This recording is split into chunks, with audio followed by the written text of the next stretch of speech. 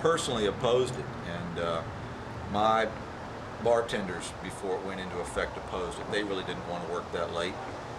It's brutal hours at night now. The night staff is here for sometimes 9, 10 hours from when they come on to when they get out. They've gotten used to it. I've gotten used to it. My personal opinion is that this is too small a town with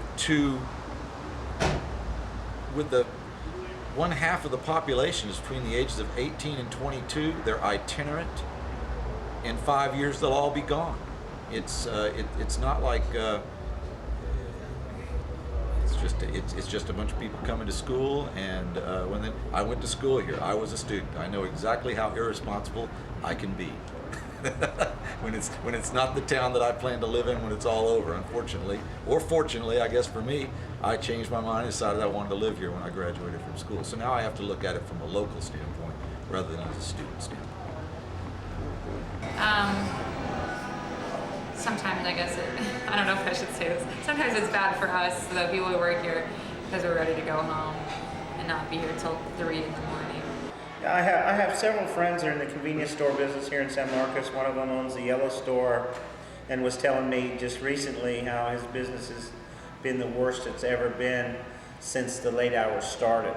So he definitely is hurting because of the fact that the kids don't have to stop drinking at midnight. They can stay in the bars and drink, and it's definitely hurting some of the convenience stores that sell a lot of packaged beer. Other than that, I can't see it being much of a detriment to San Marcos other than bringing more revenue, and more revenue means more tax money for the city, so that can't hurt. I don't think it has become I don't think the fact that they implemented the bar hours has really been a bad thing as far as like what people were assuming was going to happen. They assumed kids were going to go wild and crazy, get a lot drunker, and cause more trouble. And I personally haven't seen any of that. I've actually seen less parties around town because you can stay out till 2. No student's going to go to bed at midnight. It's like just because the bar's closed, then they go out and party.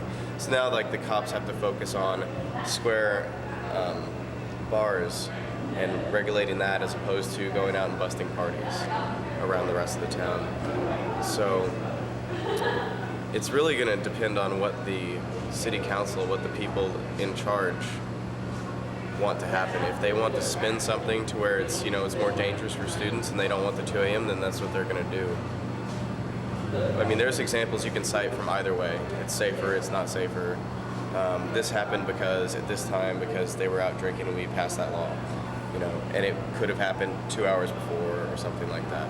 It's not that bad because it's on the weekends. If it was during the week, I probably wouldn't work here because I have to go to school in the morning. But because it's on the weekends, it's not that bad, except you don't get to go out with your friends. But it's kind of worth it. But it's good money. The money is worth it, so I can pay my bills. Well, it's the new status quo. I don't see there being any. It's in place. It's working. I don't know if I don't know if other city services are being strained. We're not having any trouble with it over here, other than the fact that it's late hours. I mean, I've got an employee that's not getting to sleep until the sun comes up. Sometimes it changes the way you live. I used to call my employees by noon. Now, if I needed to talk to them about something the night before, now I don't even bother ringing them up until 3 o'clock in the afternoon, because I know they're still asleep. But other than that, I mean, it's here. It's what we're going to deal with, and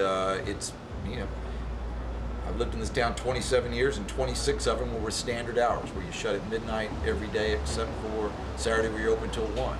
Now it's 2 a.m. every night. So this is what it is.